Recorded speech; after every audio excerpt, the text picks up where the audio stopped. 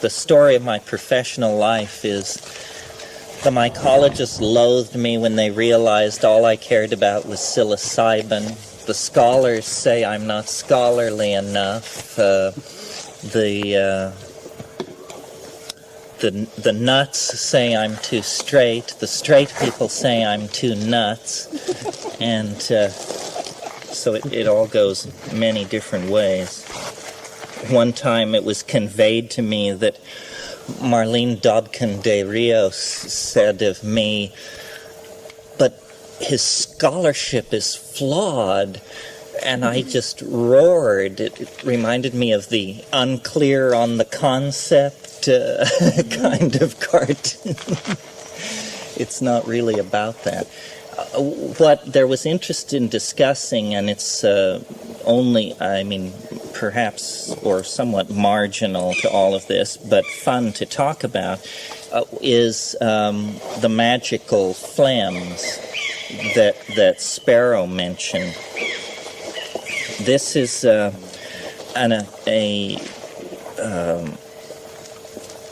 here's the background information.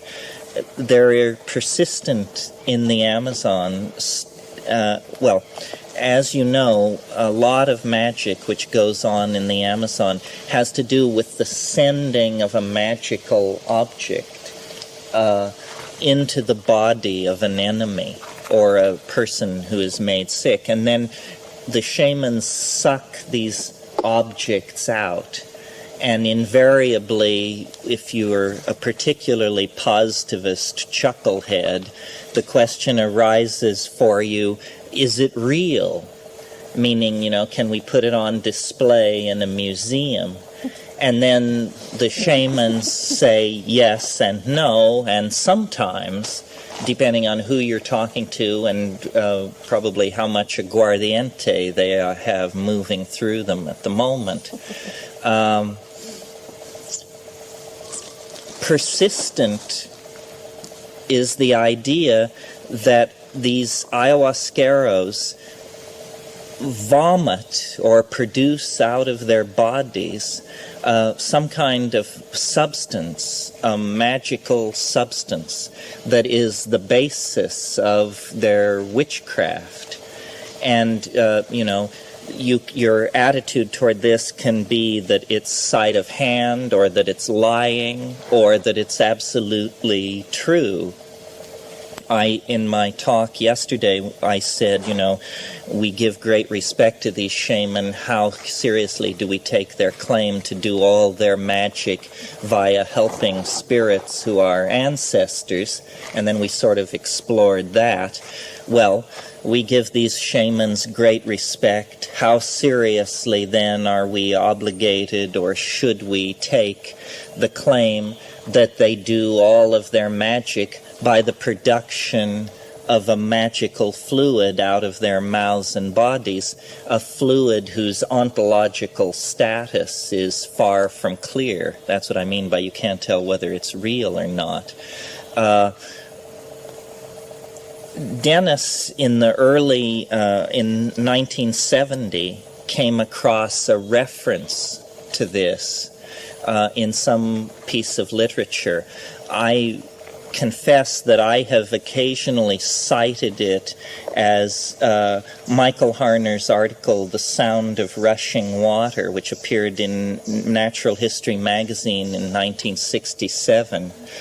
Just to confirm Marlene's opinion, if you actually read that article, you will discover there is no reference to this in there.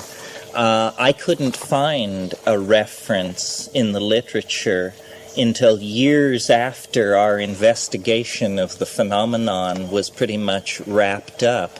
I was amazed to discover that our supposition that such a thing existed actually is supported in the literature. Luis Eduardo Luna, who some of you may know, and most of you probably know his book on ayahuasca painting, has talked about this in numerous of his more scholarly publications. What is claimed is that there are among very unacculturated people a habit when intoxicated on ayahuasca of vomiting a material, and then it's said, what's said of it is that it's blue, that the shamans use it to accomplish all their magic, and that when you spread it out on the bottom of a flat bowl, that you can see the future in it, or the past in it. Well, if we just behave like good phenomenologists and don't try to scientifically analyze this, but phenomenologically analyze it, then we have to say what is being described is a form of matter which also partakes of the quality of mind. It appears to be something which is both physical and spiritual, both substantial and psychic or psychological in some sense. And one of our motivations, I told you the story about going to La Chorrera and the search for Ukuhe, but one of our motivations was to investigate this magical material and to see if we could encounter it. Sparrow is the only person I've ever met who claims to have seen something blue come out of someone's mouth on an ayahuasca trip and to be pushed back in. Some of you were there when he made the reference. You saw that I pulled no strings and in fact said nothing to prompt it. So I regard it as uncontaminated information from a deep forest informant. So what is it? Is a reasonable question for curious people to ask. Dennis, who tends these days to rein himself in somewhat, back in the early 70s was always willing to run the speculative engine at double speed, and he felt that, he had a concept, and the concept was that it's an interlocking set of hypotheses, none of which have ever been secured, and I have to background it a little bit. As you know, it is a great mystery in neurophysiology, the mystery of memory, and how it works, and where are the memories is a question that has never been answered. The problem for materialists is that it's well understood that every molecule in your body is changed in about a 5 to 9 year period. You are not who you were 10 years ago. Every atom, every molecule in your body has been swapped out with one significant exception, which is the neural substrate, the neural matrix. What you're born with is what you die with. So the memory, if you believe in a physical site of storage, and all scientists do because there is no other medium open for a scientist to believe in, then it must be stored in the neural matrix. Well, so then you try to create a hypothesis of a mechanism for this memory storage and recovery. Now, this raises another complex issue, which is, and I'm moving at lightning speed here, the issue of the nature of information in biological systems. As you all know, organic organisms are created and maintained by DNA. and I assume everybody understands how DNA works. I mean, it's just something you learn in high school biology courses. DNA is a very complex, superhelixed molecule that is essentially two structural members which are twining around each other like a liana, and then they are connected across by nucleotides, and these nucleotides in groups of three are what are called codons, and they code for amino acids. This is it's an important but subtle distinction, that they code for the amino acids. In other words, there is nothing in principle that links a certain codon in chemistry to a certain amino acid. It is simply a conventionalized association that has apparently come into existence over millions and millions of years of evolution, so that adenine, guanine, adenine codes for something, and so forth and so on. In other words, there is a symbolic representation of the amino acids in the codons of DNA. Well, memory is also information, but it's a different kind of information. It's what's called epigenetic information. And if you were to take what I'm saying and about to say to an orthodox molecular biologist, he would very condescendingly explain to you that you had made an amateurish mistake and had confused genetic information, the information which codes for proteins, with epigenetic information, symphonies, novels, works of philosophy, conversations, so forth and so on. And but this same condescending neuromolecular biologist is totally unable to account for the phenomenon of memory. Well, noticing that nature functions always with a certain economy when that's possible, it seems like a reasonable first hypothesis would be that memory is coded somehow into the DNA. And giving a slight aid and comfort to this idea is the well-known fact that there are vast portions of the DNA molecule that are called the nonsense portions. In other words, they do not code for protein. No one knows what these vast stretches of DNA are for, and the orthodox explanation is that they are just errors, trash, basically, that has accumulated in the evolutionary process. Nevertheless, the mystery of memory is left unexplained. How are the memory traces laid down, and how are they recalled? Well, Dennis's notion in trying to think about what the psychedelic experience is was that perhaps psychedelic molecules have a relationship to the DNA that has not been elucidated by science.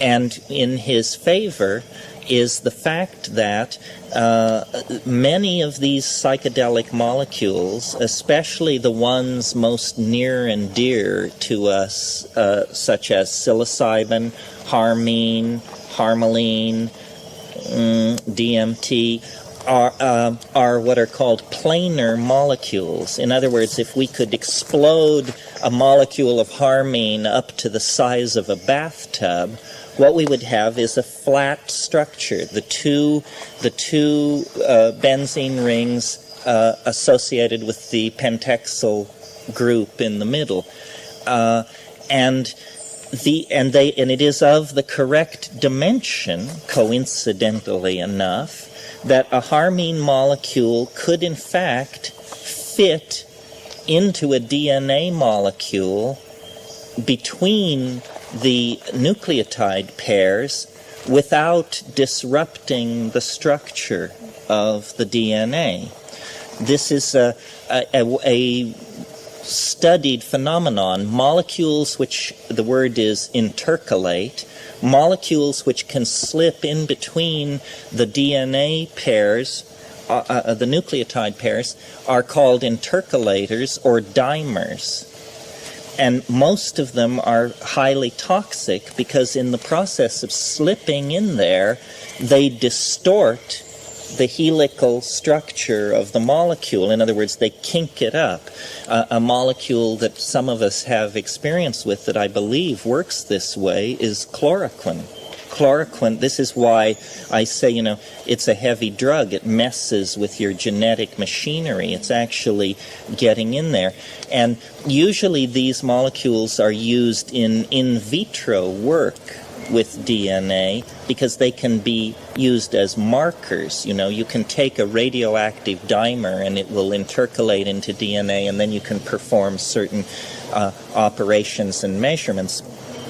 But it was shown in, I believe, 1966 by the chemists Yielding and Sturglantz that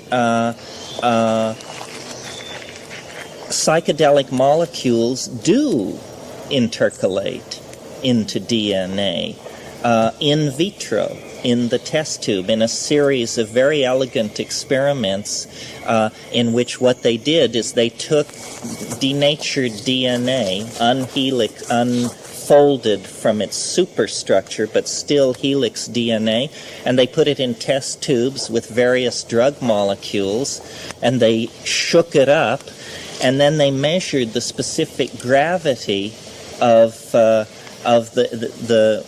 molecular complex that resulted, and they showed that the specific gravity had increased by a number which was always divisible by the molecular weight of the drug molecule.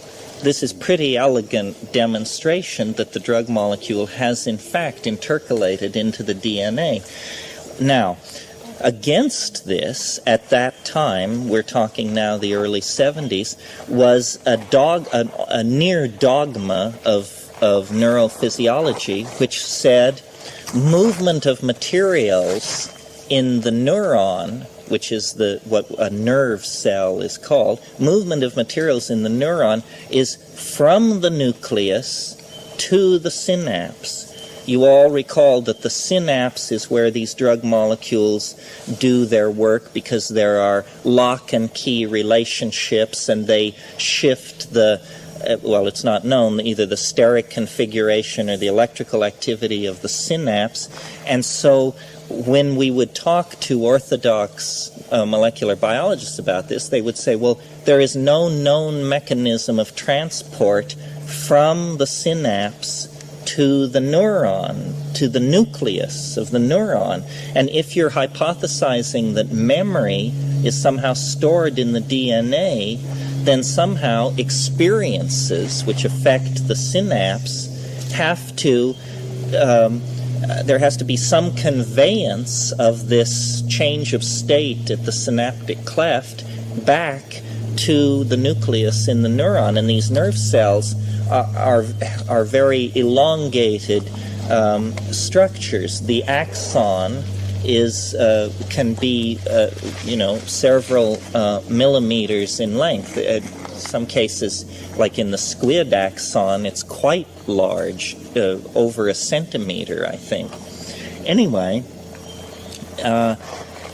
now giving aid and comfort to our side is the fact that in the early 80s, 10 years after the experiment at La Chorrera, a new intracellular process was discovered called axioplasmic transport.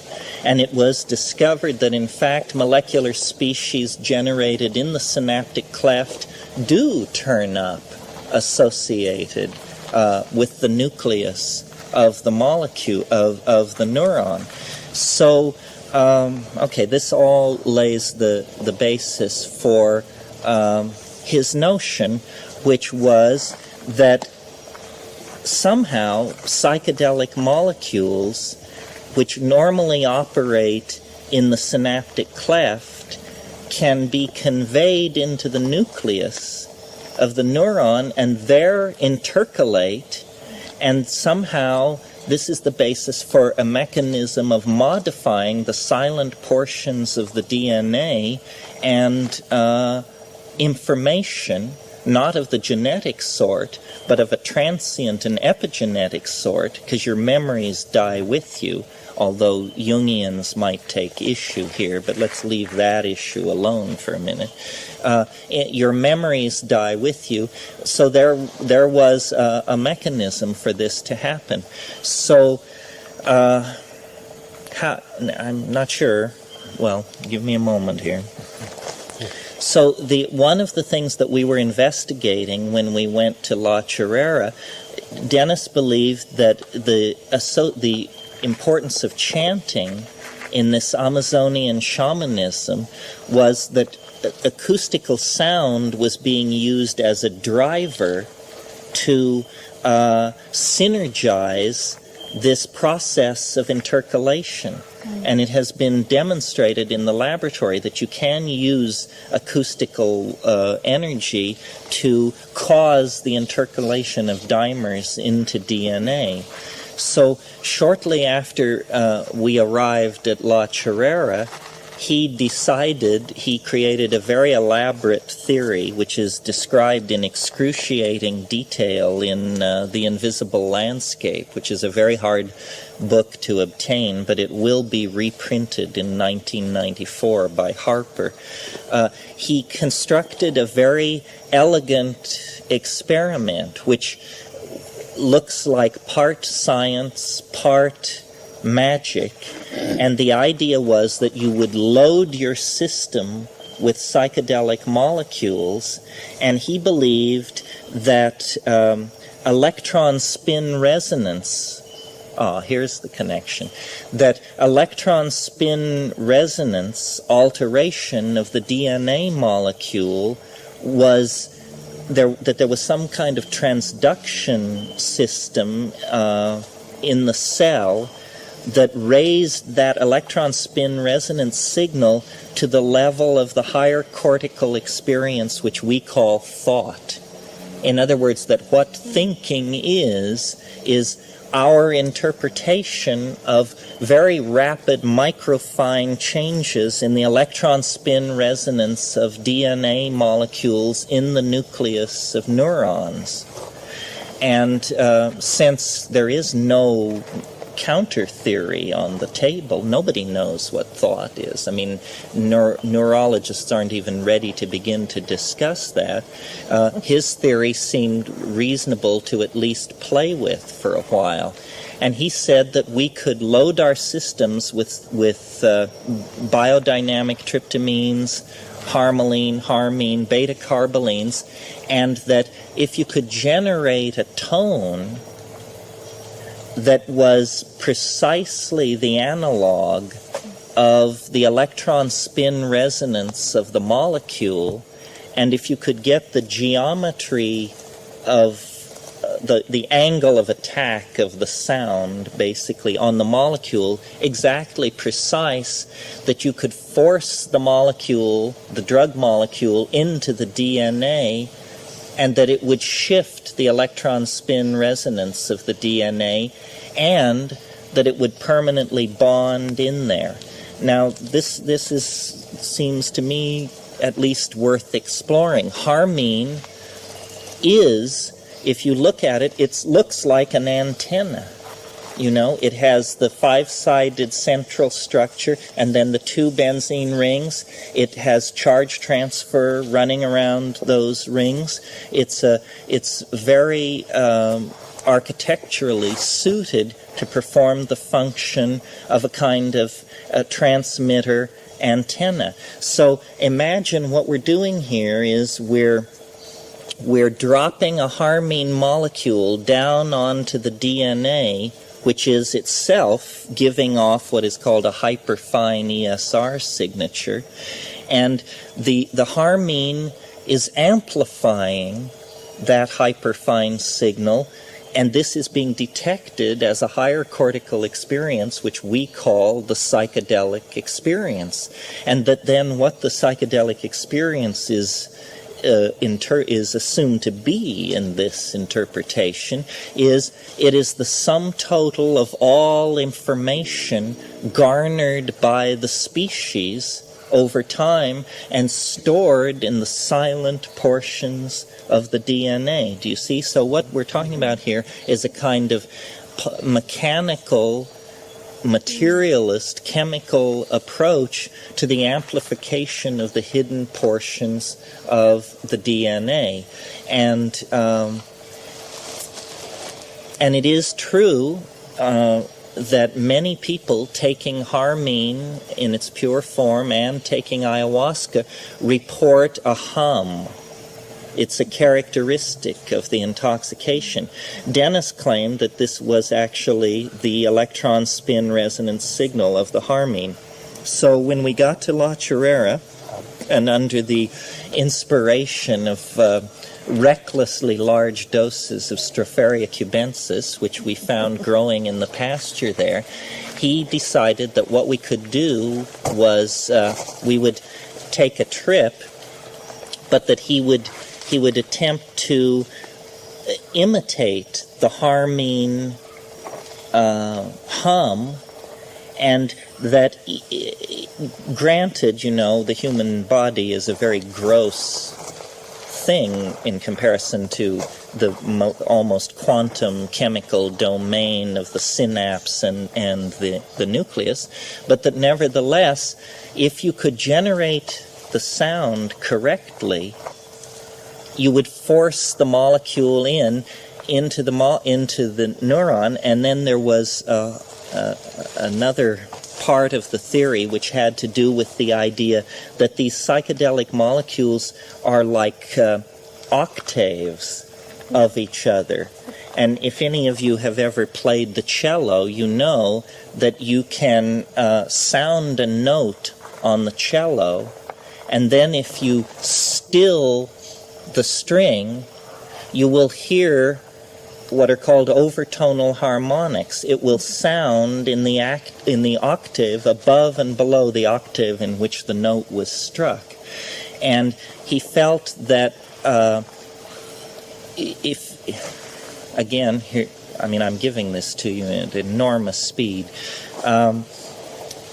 Superconductivity, which is normally associated with low temperatures, is in fact a low temperature phenomenon, but that's when you have populations of trillions of molecules. Really what superconductivity means is the stilling of molecular motion.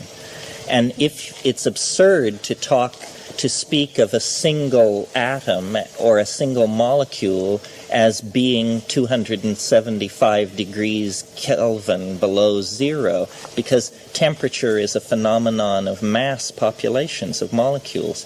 But he felt that you could essentially still these molecules, and one of the peculiar qualities of superconductive molecules is that they will bond to anything. They have a tremendous stickiness about them. So he thought that the human voice could be used to cancel the molecular motion of these harmine molecules, and you would only have to do it for a millisecond, even though the making of the tone might take 20 or 30 seconds. If you achieved the correct geometry, the correct tonality, the correct situation, for just a millisecond, the drug molecule would drop into superconducting configuration. It would intercalate, and it would bond permanently into the thing, into the neural DNA, and then it would begin broadcasting this amplified and expanded electron spin resonance, and that what this would be, he thought, was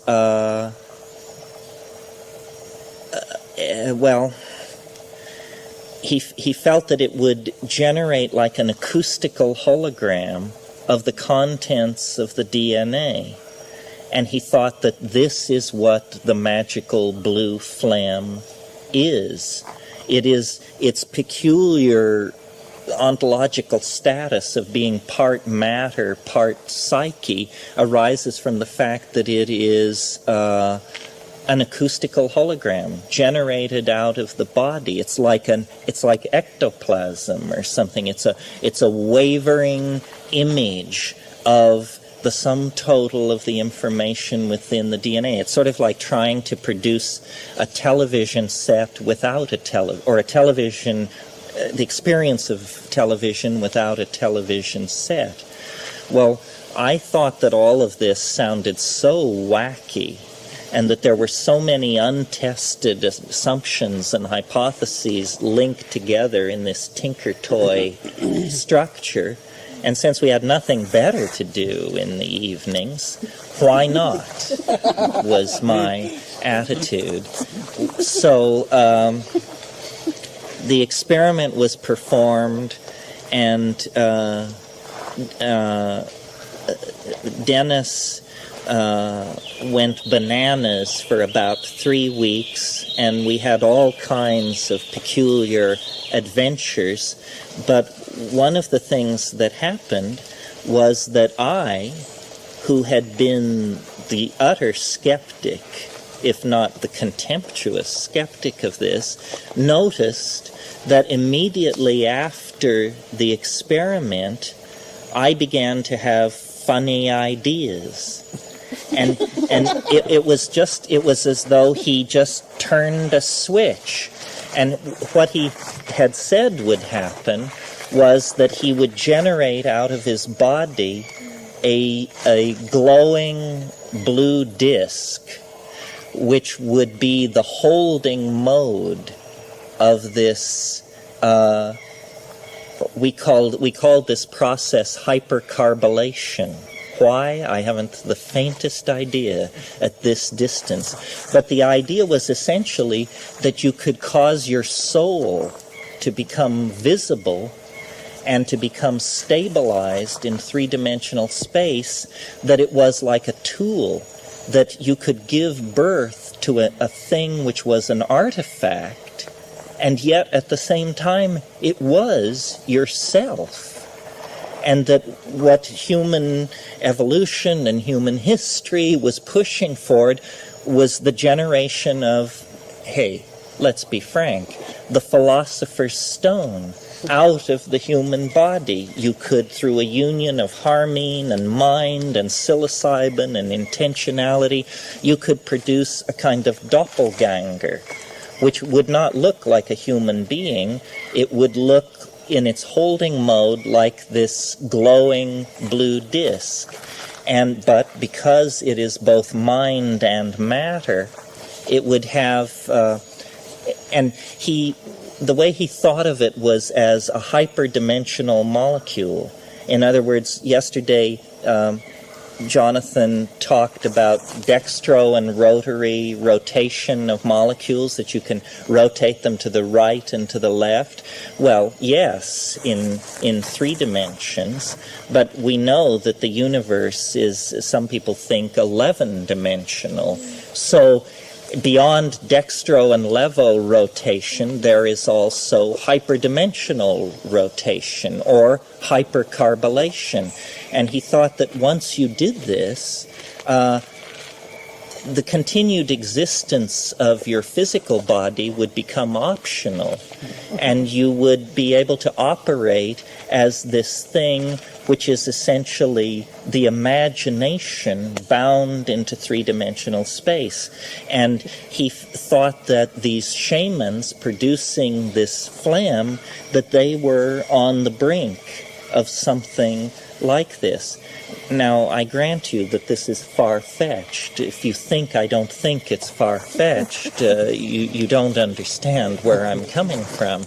But the idea was so incredibly beguiling and attractive, because what he said was, if you have this, if you can produce this ultimate tool, then you can do anything. I mean, if you want to take a shower on it, you just stretch it out and water pours out of it. If you want to go somewhere, you turn it over and sit on it and it flies. If you're hungry, you eat it. Do you get the idea? So I said, you can't be serious, Dr. McKenna, although he wasn't a doctor at the time. So this experiment was performed. He began to behave very peculiarly, and I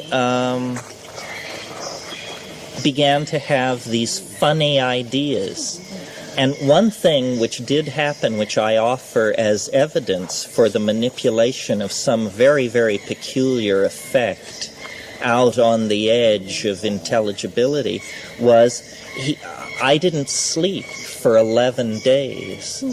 And he had said this would happen. He said, you will no longer need to sleep, you will no longer excrete, you will no longer eat, because your body has become superconductive. And you are essentially, you have sealed yourself off. You have become the stuff of soul. You are no longer embedded in the world of metabolism. And what also and he had the idea that the thing would occur instantly. This blue disc would appear instantly. And of course, when the experiment was performed, nothing of the sort happened. But instead, what I began to generate were what I call, from my experience with Jungian psychology, totality symbols. A totality symbol is an idea which explains everything.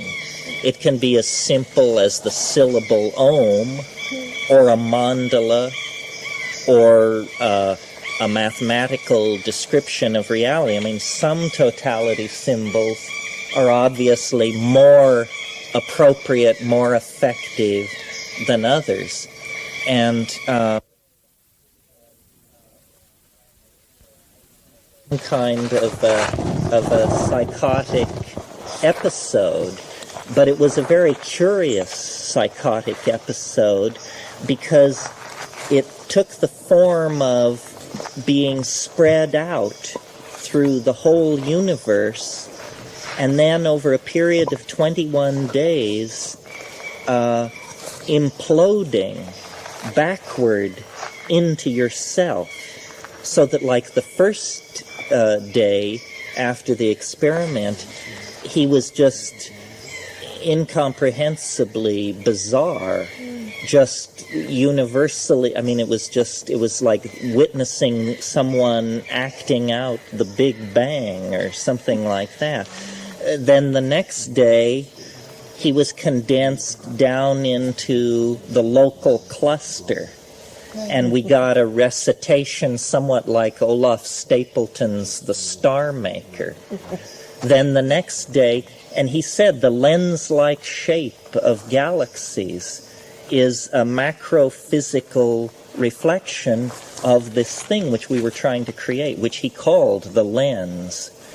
And so by a series of telescoping leaps, he made his way toward normality, condensing down through the galaxy to the solar system, spending a day on each planet as he made his way toward the Earth, becoming all the life on the Earth, then becoming all human life, then becoming all Irish life, then becoming our entire family, doing perfect voice imitations of all the relatives and revealing all this knowledge of, skeletons in the closet and suppressed stuff, and stuff that I don't know how he knew all this stuff. I mean, he at times appeared to work miracles.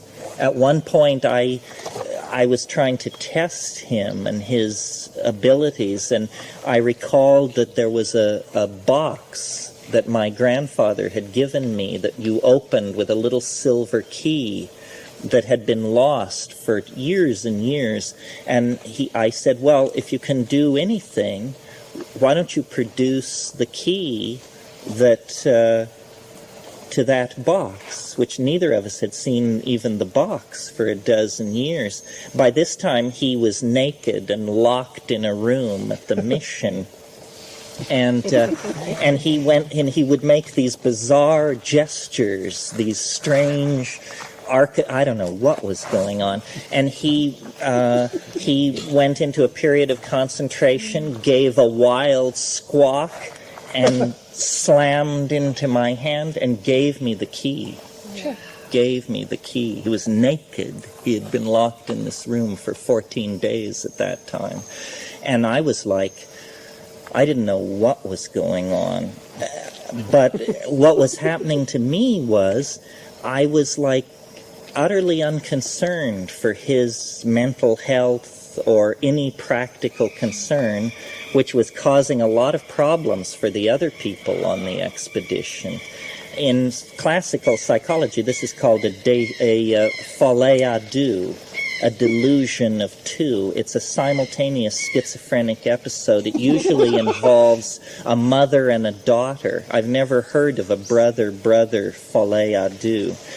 But it was accompanied by all these exterior manifestations, freak rainbows, and in my case, an encounter with a UFO. And this UFO encounter had a very curious quality to it. Not that they don't always, I suppose. But this was even more curious than the pedestrian UFO encounter. What happened was it was on the 13th day of the reversal, and I had this intimation. There was something going on about the Southwest. I wasn't clear quite what it was, and the two women on the expedition were that afternoon washing our clothes down by the Chorro, by the lake, and I looked across the lake and I saw in the sky not a rainbow but just a spot in the sky that was a spectrogrammatic diffraction, a little patch of rainbow. And I asked the women if they saw it, and they said they didn't. And then it intensified. And by this time, I was plenty in the doghouse as well. I mean, this put a great deal of strain on our small party, as you can imagine. And this spectrogrammatic iridule intensified. And then I said to them, "Now do you see it?" And they looked and they said, "Oh, yeah, it's, big deal, not much." But I knew. And knowing means the voice was speaking to me. All kinds of weird things went on. I mean, I discovered that the closer I was to water, the easier it was for me to rhyme, which I've never. And then years later, I encountered a Celtic saying: "Poetry is made at the edge of running water," and the thing would give me these aphorisms. Like one time it said, "The clone's load is a stoned mode." And, and I was not sleeping. I was now 11 days without sleep. So that night I decided to sit by the Chorro, and just because I stayed up all night, and I would walk in the fields, and the thing would would connect up the constellations for me and show me where they were in the sky. There was also embedded in all this thing the intimation of this thing called the teacher, which was a giant insect-like thing that was always like right over here. And there was the sense of something watching us from the sky, something moving us very, very gently but persistently toward this very weird breakthrough. So I sat there all night long on the laundry stone at the Chorro, and about dawn, around dawn, I looked out across the lake and to the jungle, and about a mile away over the jungle there was a low bank of clouds.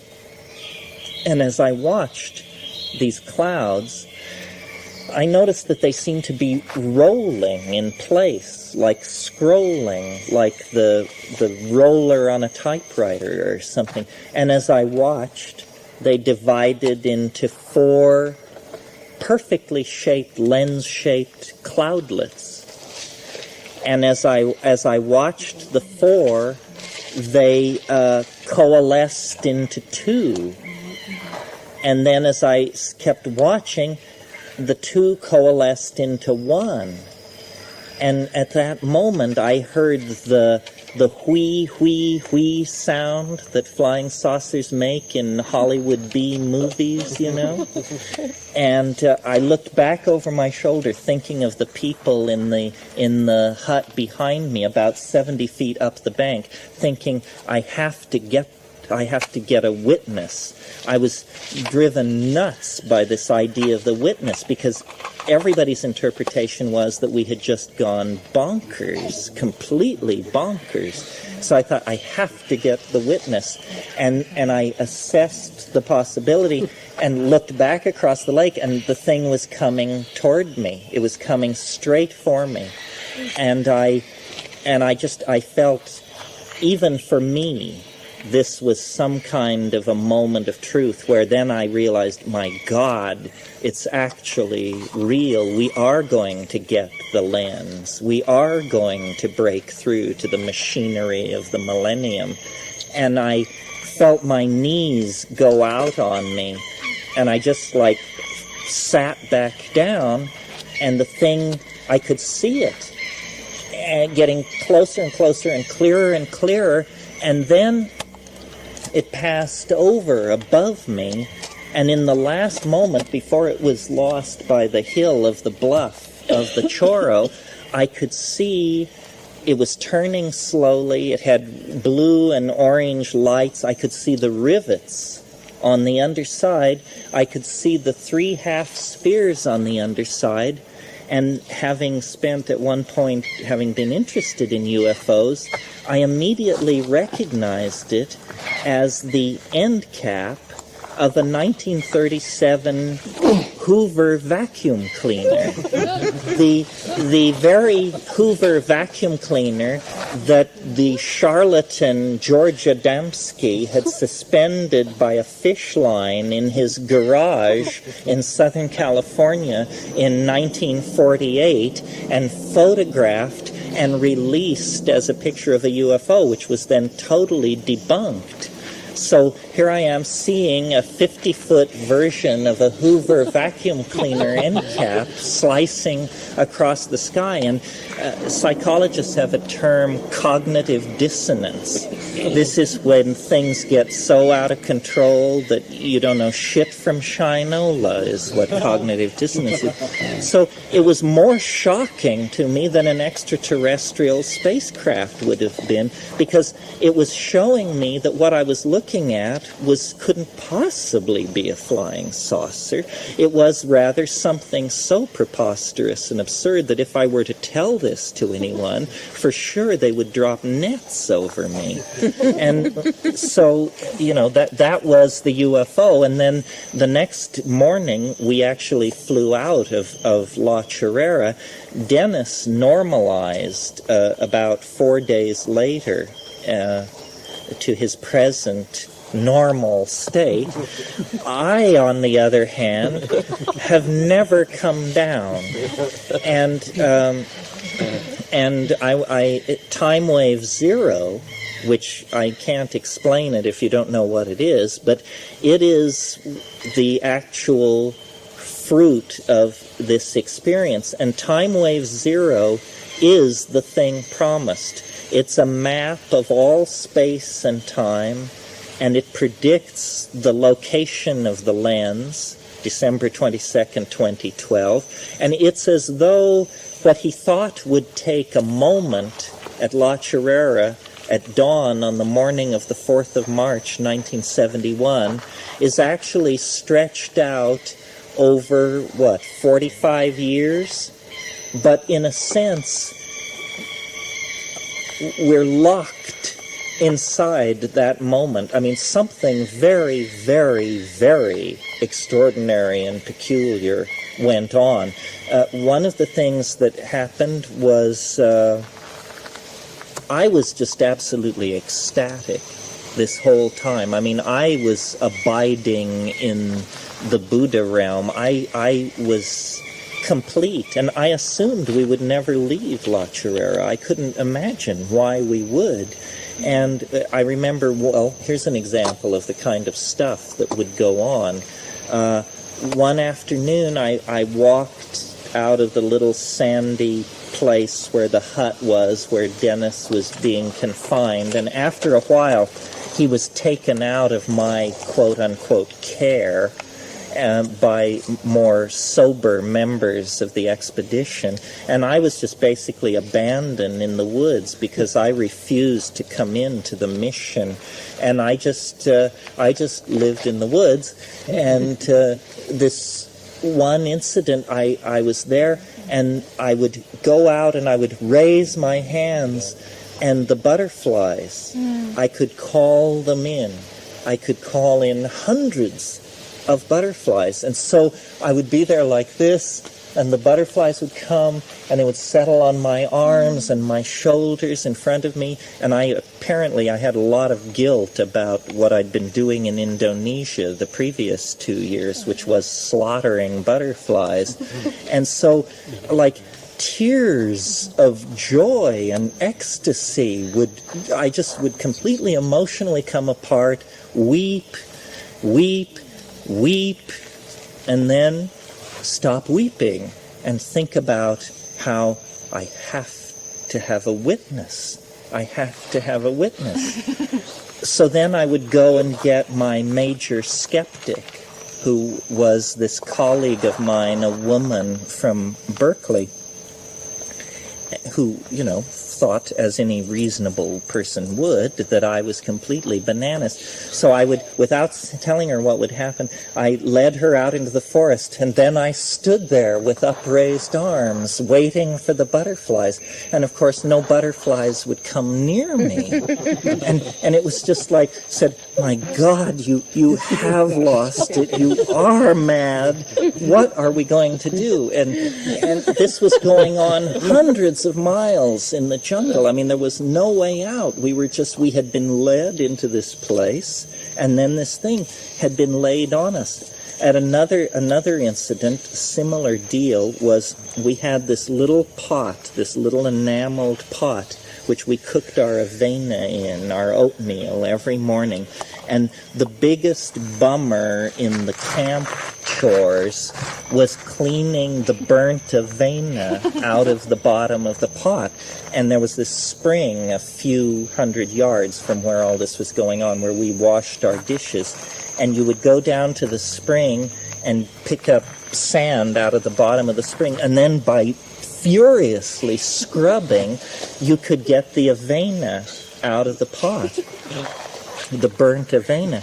So one day it was my turn to do this, and I went down by myself, and I put the pot in water, and I was hearing the voice all the time, and it would say things to me like, if it isn't simple, you haven't thought about it enough.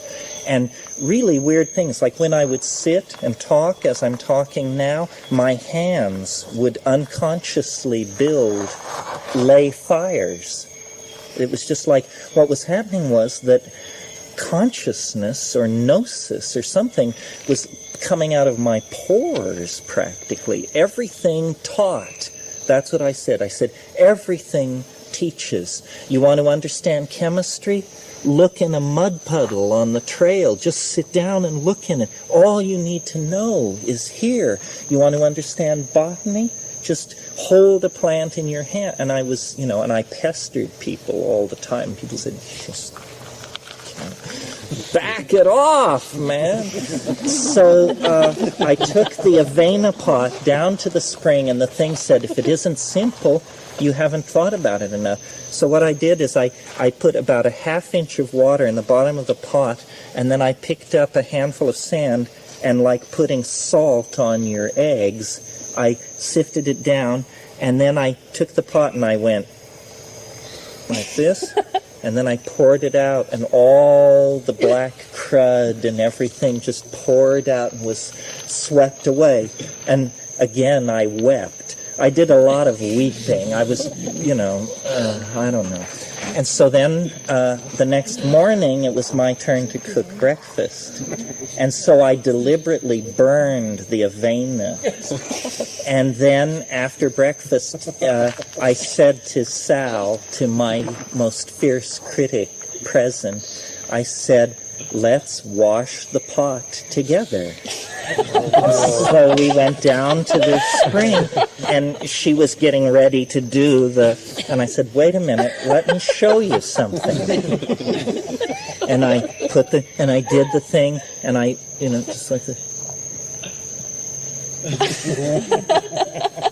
And she said, my God,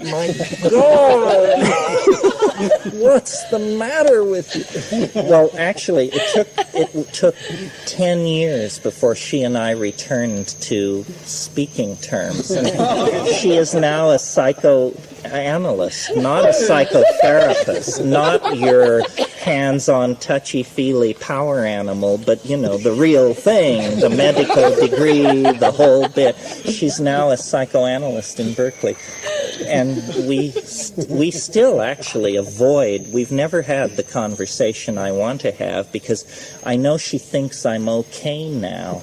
And the fact is, I've never found any reason to retreat from any of this.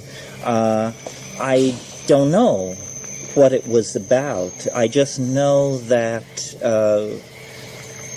and I'm still riding on that trip. I never really came down. And it's somewhat, it's sort of hard to talk about, but obviously not that hard to talk about. But I actually do believe that I have superconducting harmine in my DNA, and that in a sense this weird role that has been laid on to me and my linguistic facility or whatever it is the thing speaking, and it's controlling at least my life, and I don't know how much of the rest of reality. The proof of all this now rests on time wave zero, which we got this bugger beat down into a mathematical equation. The discovery of the nature of temporality and the way in which reality is put together out of a temporal hologram, a fractal of some sort, and yet, the absurdity has not been exercised, because time wave zero makes the preposterous assumption that the world will transform itself beyond recognition on the morning of December 22nd, 2012. And as I say, I can't explain it to you here, but it's fairly elegant, and it uses all of human history, all of biological evolution, all of geological history to make the point that we are being sucked toward a kind of black hole of concrescence that is what's causing human history. And when I asked the thing, as any reasonable person would, why us? Why us? It had a very simple and straightforward answer, which was because you don't believe in anything. Because you don't believe in anything.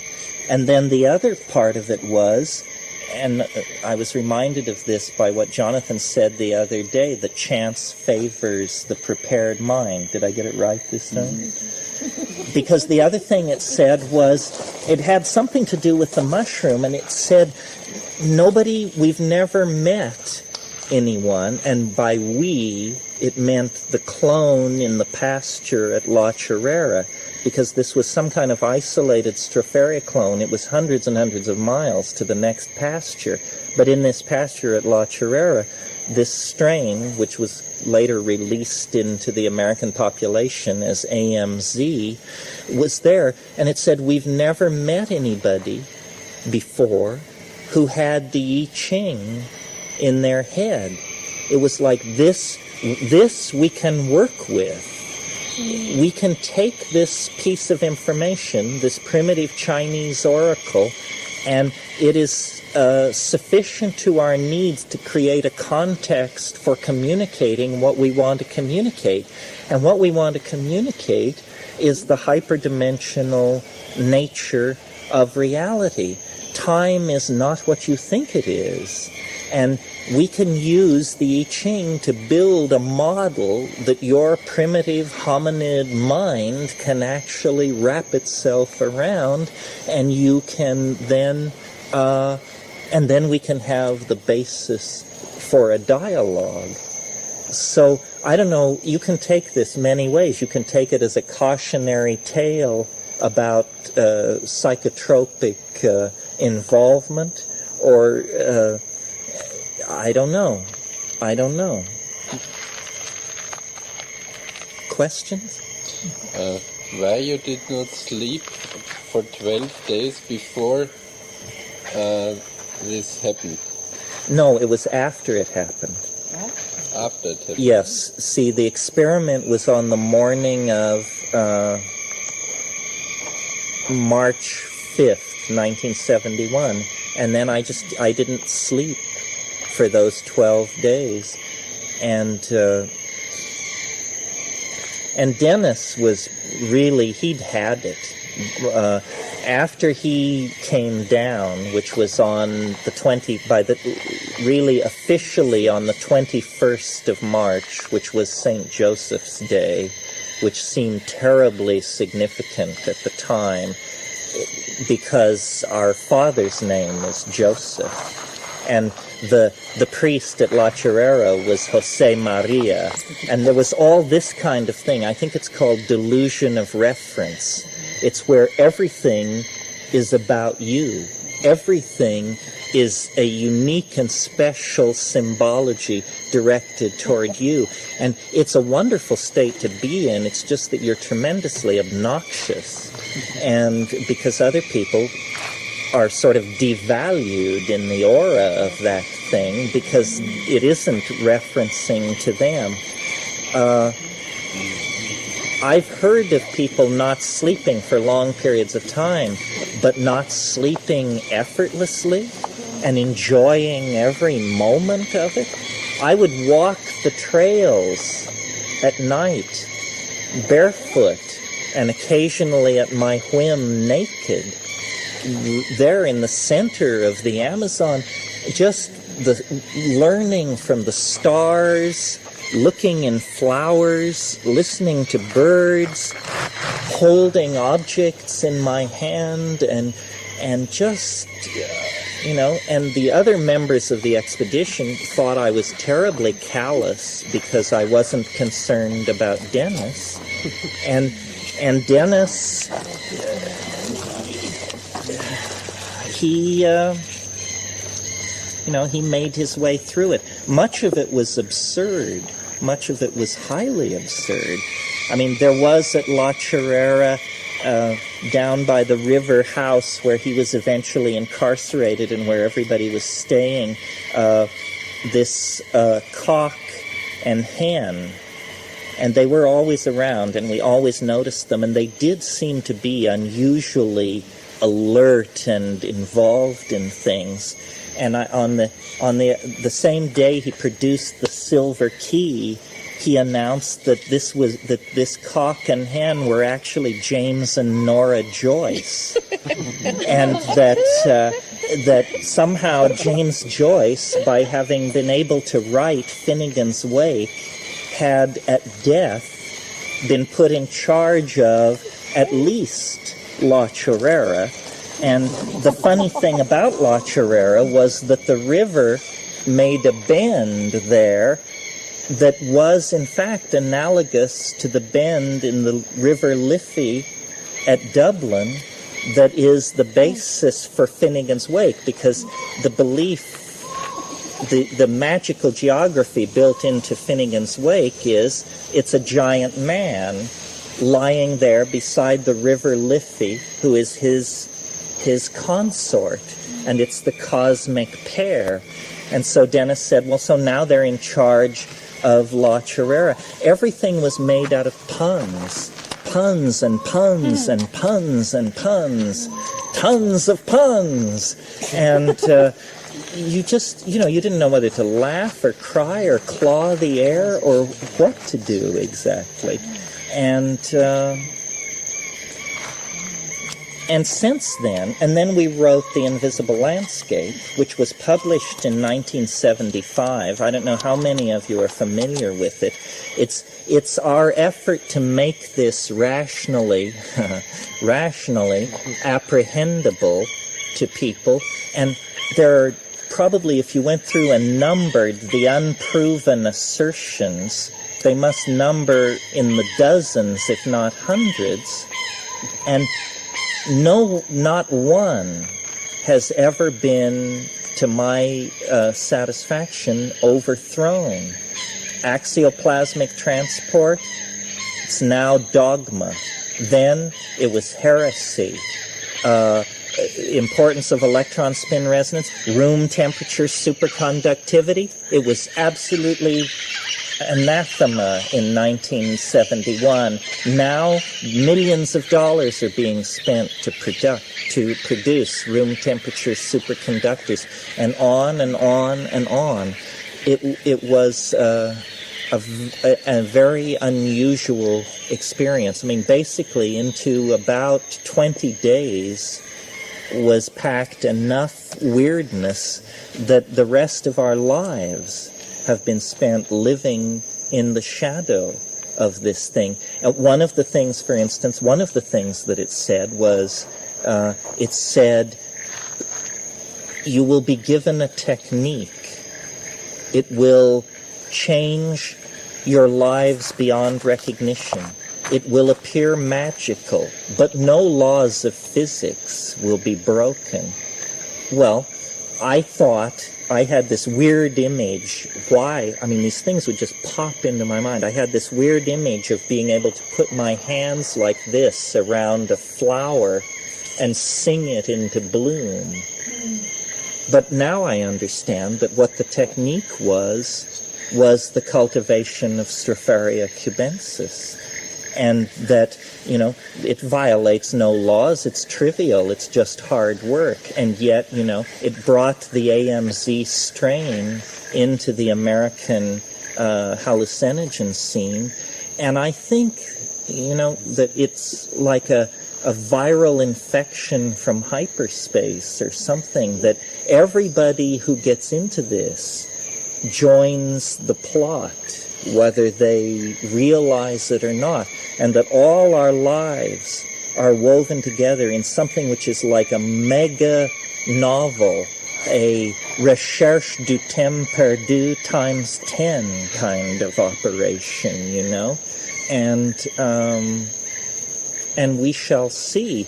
I keep expecting the curve of expectations generated at La Chorrera to eventually meet the curve of reality, and for everything to calm down and for everything to be disproven and go away. At the time this happened, Dennis's most advanced degree was in religious studies, and my most advanced degree was and remains hashish smuggling. Now he is a molecular biologist and a pharmacologist and a this and a that. And, we're taken far more seriously than we deserve unless supernatural agencies are at work, I would think.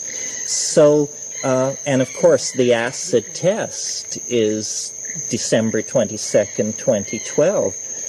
If nothing whatsoever happens, well, I've promised many an audience having turned 65 a month before, I'll just simply retire and try to bow out as gracefully as possible. And just remember, there was a Korean church that got busted recently because their devotees sold all their real estate and all that and gave up. They were waiting for the final day. Oh, well, not only do I know all about that, but my theory can explain why it happened. Well, it's simply that this event in 2012, think of it as the, those mirrored balls that they hang in discos that rotate and send off reflections? The transcendental event at the end of history sends distorted reflections of itself ricocheting backward through time. And a Christ, a Buddha, a John Smith, a Charles Manson, an Adolf Hitler, these are people who were hit by a distorted ricochet of the truth at the end of time. And they act out their distorted understanding. And I assume my understanding as well is distorted. But what we're trying to do here is create an approximation of the real thing. It won't be understood until the final hours of the concrescence, because the transcendental event at the end of human history is actually below the event horizon of the future. We can't see that far into the future, but time wave zero is the map, and the argument for its validity is its application to the past, and anyone, skeptic or believer, can look at its application to the past. It predicts the asteroid fall which killed the dinosaurs. It predicts the fall of the Berlin Wall. It predicts I would argue it's never been wrong about the past. So why should we doubt what it says about the future? And yet what it says about the future is confounding, because it says that we are within 20 years of the absolutely unimaginable conclusion of process in three-dimensional space and time, and that what we are involved in is not the redemption of our species or a crisis in the ecosystem of our planet, but that what we are involved in is something much, much larger than these things. What we're involved in is a crisis in the laws of physics themselves. And I can take an idea like that, I think, and make it reasonable. And here's how I would do it. Because here's the way the argument against it goes. People say, well, my dear fellow, don't you think it's a little odd that this culminating event of human history, the culminating event of 6 billion years of process, is going to occur in the 0.00001% of time that contains your lifetime? What are the odds of that? Well, the answer is the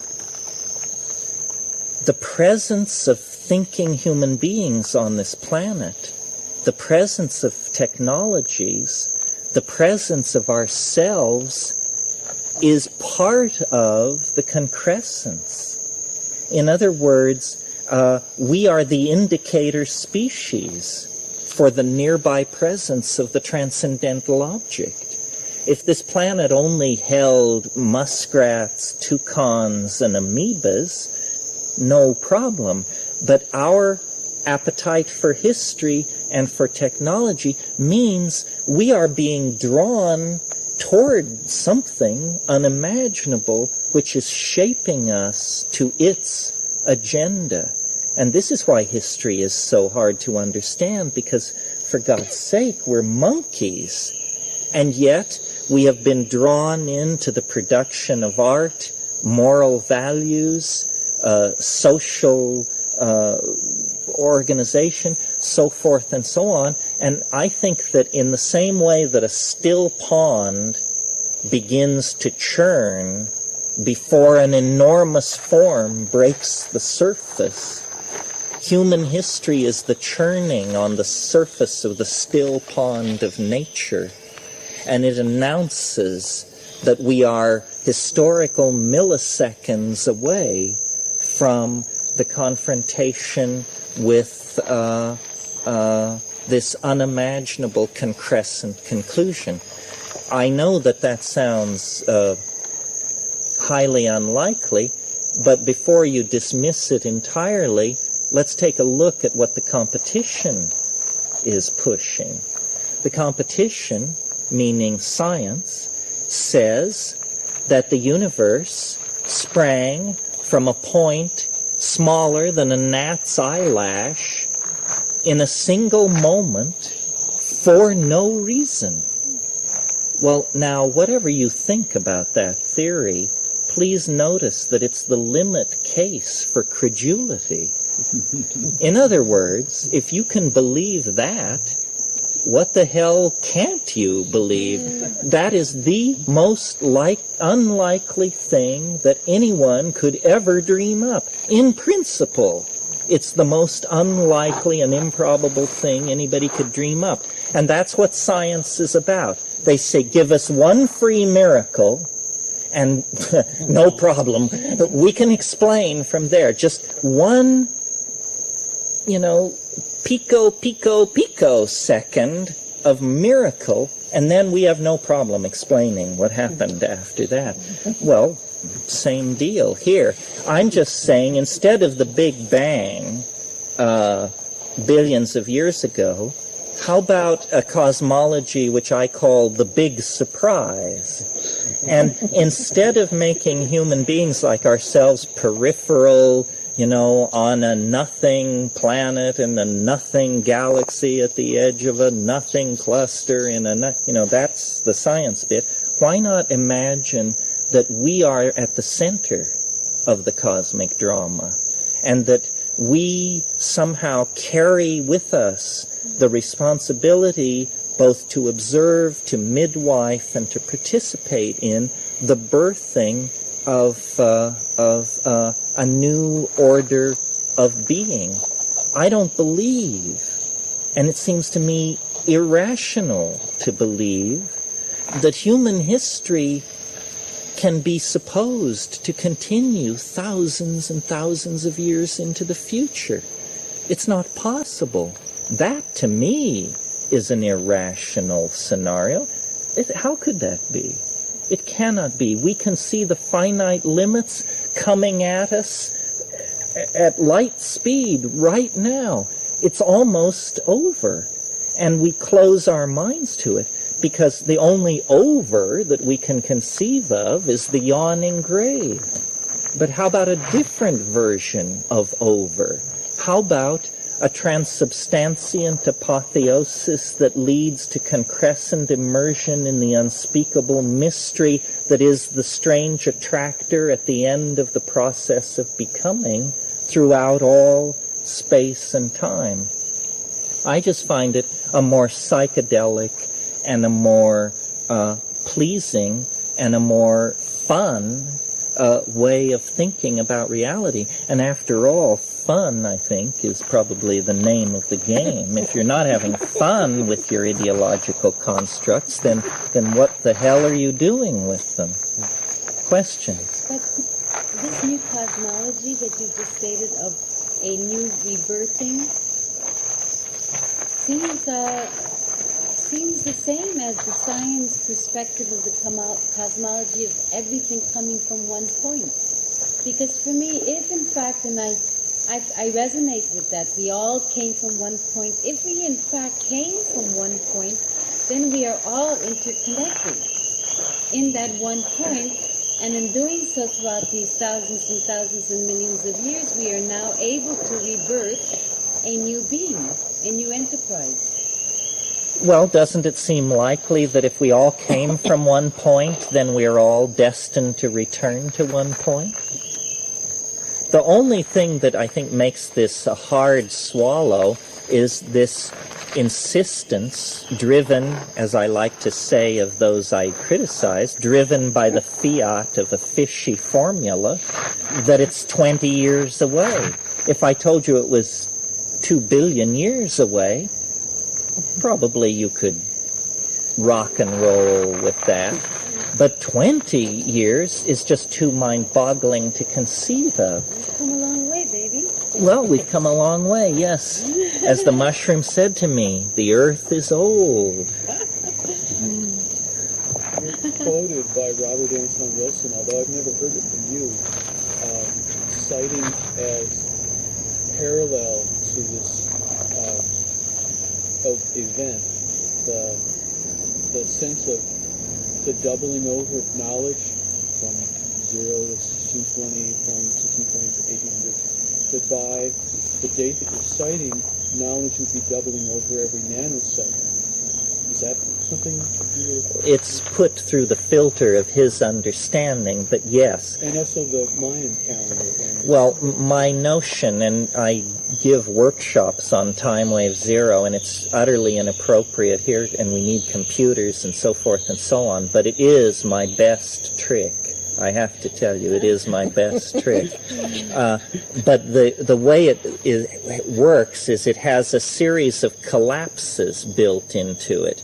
So you have a very long cycle of time, and then you have a cycle of time which is 1/64th as long, and it recapitulates in a compressed form the themes of the larger cycle. And then it has built into it a cycle 1/64th its size. Well, in a universe that was constructed like that, you would go from a cycle of 175,000 years, or roughly, to a cycle of 4,306 years, to a cycle of 67 years. And I believe that the last 67-year cycle occurred beginning August the 5th, 1945. And that from August the 5th, 1945 until December 22nd, that's the Hiroshima date, from that date to December 22nd, 2012, all the themes of the previous 4,306 years is recapitulated in a kind of compressed form, and that we can actually analyze what's going on in the world by looking at the resonances in the larger cycle. So, for instance, right now we've reached the early 8th century. The reason things are so fucked up is because we're in resonance with the Dark Ages, for God's sake. And we won't reach, pick a something or other. We won't reach Newton until 2005 or something like that. And in a cosmology like that, where the collapse factor is 64, a universe built like that would undergo half of its becoming in the last 135 minutes of its existence. This is why I call it the big surprise. 384 days before December 22nd, 2012, we will enter into a yet more dense domain of novelty.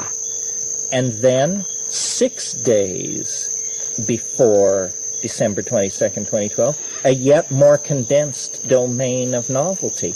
But in the last hour and 35 minutes, we will go through 12 of these collapses.